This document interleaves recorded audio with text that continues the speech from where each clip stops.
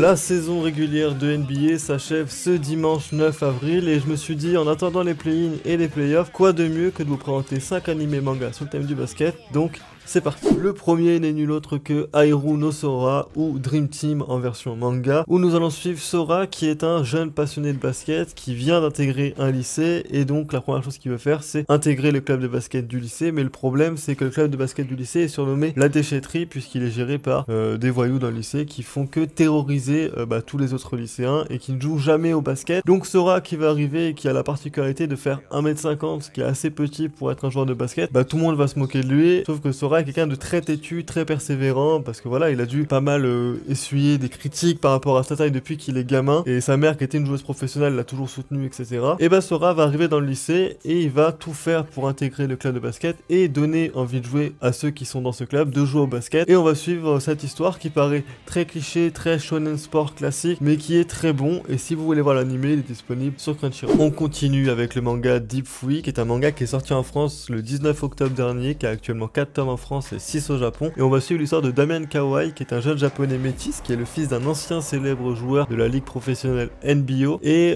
Damian se remet actuellement d'une blessure, et il vient d'apprendre qu'il est atteint d'une maladie cérébrale, qui est la maladie de Yips, qui est en fait une maladie qui bloque pendant un certain temps certains mouvements, et donc c'est très compliqué quand tu joues au basket, ne serait-ce que si tu veux faire un dribble ou un shoot, c'est compliqué si ton corps te dit non, et ça c'est quelque chose qui va être abordé dans ce manga de façon très bien. Ça va aborder également le racisme, qui est un sujet important bien évidemment, et également le basket, et je vous invite grandement à aller acheter ce manga. Il est disponible chez la maison d'édition Big Comic, il y a actuellement 4 tomes, et je pense que vous allez adorer parce que ça aborde beaucoup de sujets sérieux et importants, et en plus ça aborde le basket, donc c'est super. On continue avec l'un des plus connus, c'est Kuroko no Basket, qui est clairement l'animé de basket de la dernière décennie, où nous allons suivre Tetsuya Kuroko qui va intégrer le lycée Seirin en même temps qu'un certain Kagami, qui lui est un joueur américain qui vient au Japon pour tester le niveau japonais. Mais Tetsuya Kuroko lui faisait partie de la Génération Miracle. La Génération Miracle, c'était une équipe au collège composée de joueurs qui étaient extraordinaires. Ils avaient tous un talent de dingue et qui ont broyé toutes les équipes de collège. C'est-à-dire qu'ils mettaient des scores, voilà, t'avais pas envie d'être en face parce que tu savais que t'allais perdre. Et à la fin du collège, la Génération Miracle a décidé de se séparer et d'intégrer chacun un lycée différent pour pouvoir s'affronter au lycée et voir qui est un peu le meilleur, quoi. Et nous on va suivre donc le lycée Seirin qui est actuellement en pleine reconstruction, qui va de voir l'arrivée de 2 joueurs extraordinaires, et on va les voir affronter différentes équipes dans différents tournois. Ça paraît très classique, très shonen sport, mais Kuroko no Basket est culte. Moi c'est l'un de mes mangas animés sport préférés, je l'adore, je regarde tous les ans. L'animé vient de fêter ses 11 ans justement, et je vous invite grandement à aller le voir. On continue avec une légende sur le thème du basket qui n'est autre que Slam Dunk, et je le dis de suite, je ne l'ai toujours pas vu, et ça m'attriste,